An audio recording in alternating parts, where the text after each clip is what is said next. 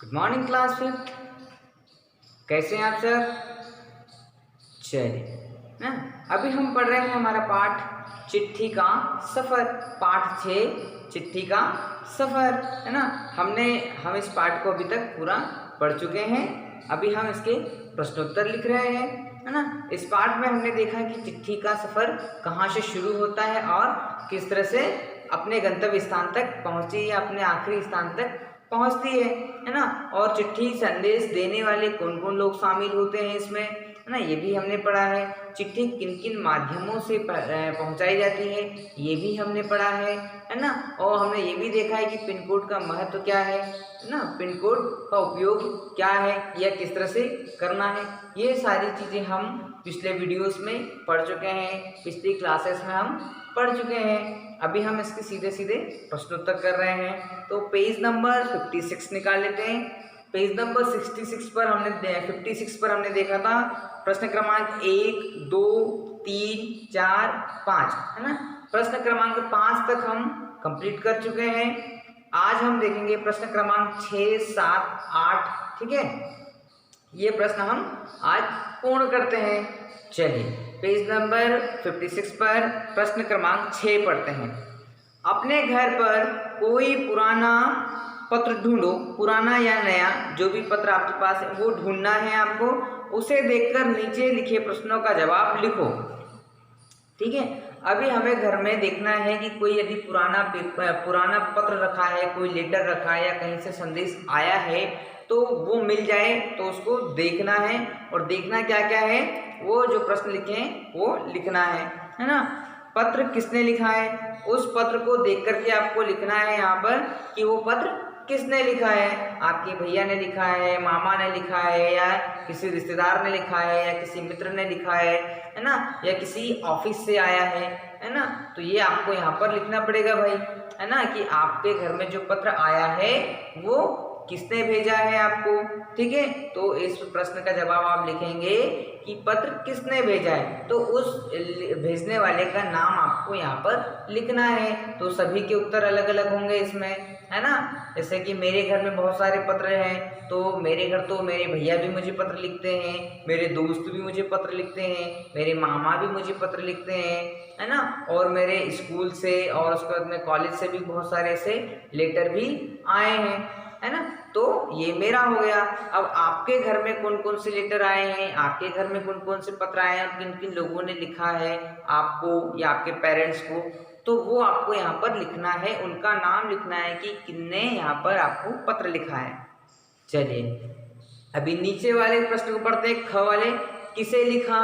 अब पत्र किसको लिखा गया है, क्या आपके नाम से पत्र आया है, क्या आपके पापा के नाम से पत्र आया है, क्या आपकी मम्मी के नाम से पत्र आया है, या आपके बड़े भाई बहन के नाम से पत्र आया है, या घर में बुजुर्ग जो है दादा दादी उनके नाम से पत्र आया है ना।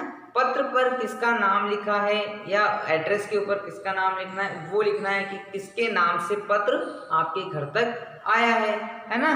पहले इसमें लिखना है कि पत्र किसने भेजा, भेजने वाले का नाम लिखना है, फिर आपको लिखना है किसके नाम से लिखा है वो लिखना है।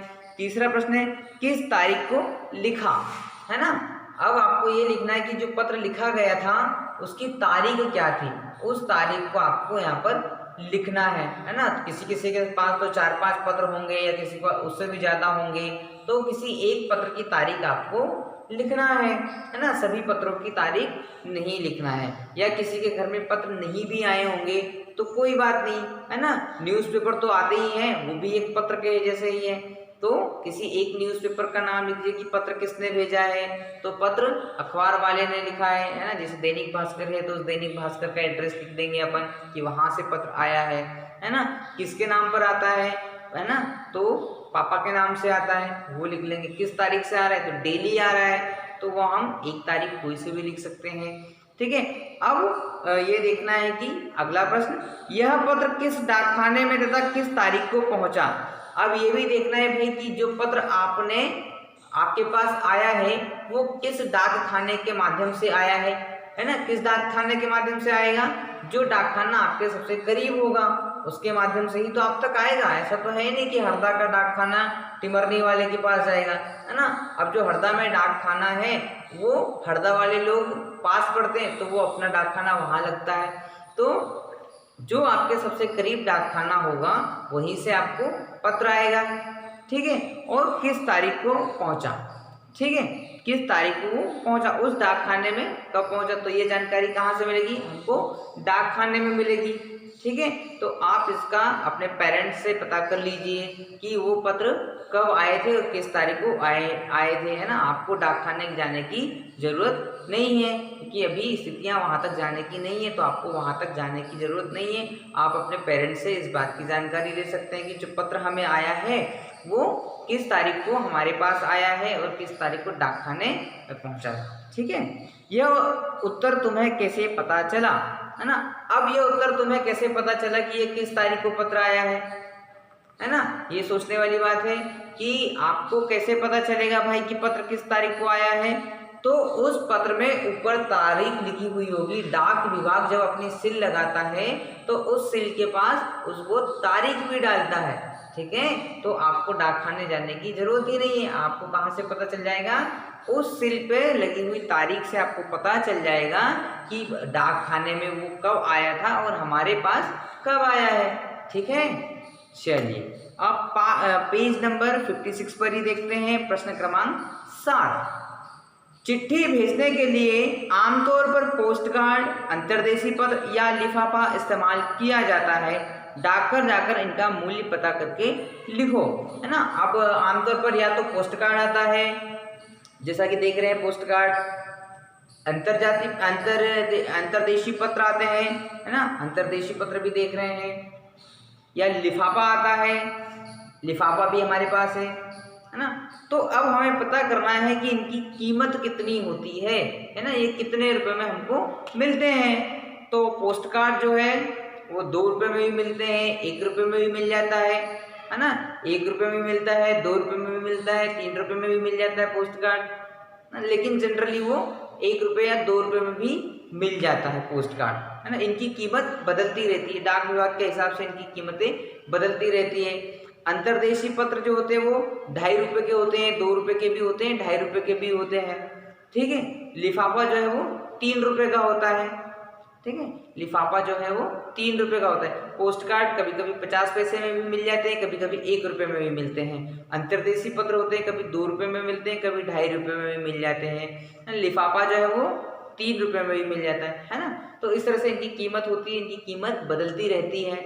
चलिए अगला है, डाक टिकट इकट्ठा करो। 1 रुपये से लेकर 10 रुपये तक के डाक टिकटों को क्रम में लगाकर कॉपी में चिपकाओ। इकट्ठा किए गए डाक टिकटों पर अपने साथियों के साथ चर्चा करो। अब आपको डाक टिकट इकट्ठे करना है। डाक टिकट पहली बात तो मिलेंगे कहाँ, डाक खाने में, ऐसे बाजारों में नहीं मिलती है डाक टिकटें, ठीक है। वो हमको डाक खानों से मिलती है।